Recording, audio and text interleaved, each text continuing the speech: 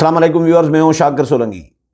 Viewers, बरतानिया की अदालत ने यूट्यूबर और साबिक फौजी अफसर भगोड़े आदिल राजा को सज़ा सुना दी है। आदिल राजा के खिलाफ हत्के इज़्ज़त का मुकदमा था।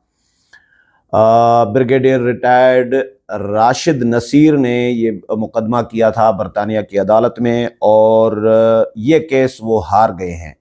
दूसरी तरफ वज़ीर दाखिला मोहसिन नकवी भी लंदन पहुँचे हुए हैं और बरतानवी हुकाम से उन्होंने मुलाकात की है।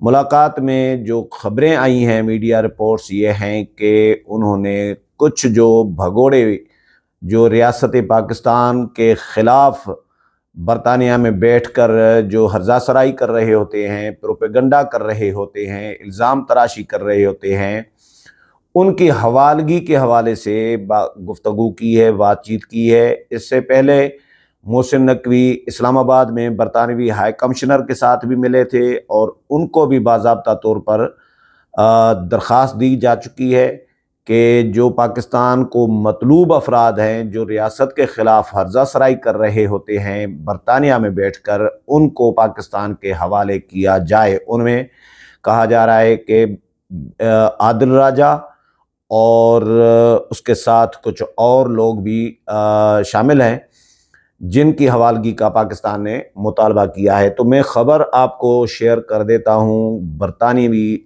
अदालत की।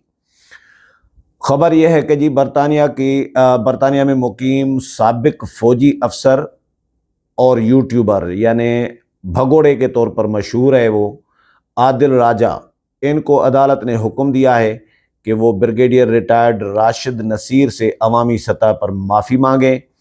अदालत ने अपने फ़ैसले में कहा है कि जी आदिल राजा की जानिब से की जाने वाली माफ़ी एक्स अकाउंट, फेसबुक, यूट्यूब और उनकी वेबसाइट पर कम अज़ कम भी 28 दिन तक नुमायां तौर पर मौजूद रहनी चाहिए। इसके अलावा जज ने यह भी हुक्म दिया कि जी आदिल राजा 22 दिसंबर तक मजमूई तौर पर 3,10,000 पाउंड हर्जाने और अदालती अखराजात की मद में अदा करेंगे। 1 पाउंड कितने में है, ये गूगल पे सर्च करके या चैट जीपीटी से आप हिसाब लगा सकते हैं कि पाकिस्तानी कितने पैसे ये बनते हैं। आदिल राजा अपने खिलाफ रवां बरस अक्टूबर में दायर किए गए हत्के इज़्ज़त केस में नाकाम रहे थे। हाई कोर्ट के जज ने समाअत के दौरान ये फैसला सुनाया। आदिल राजा की जानिब से इस फैसले के ख़िलाफ़ अपील की दरख्वास्त भी की गई थी, जिसे जज ने मुस्तरद कर दिया।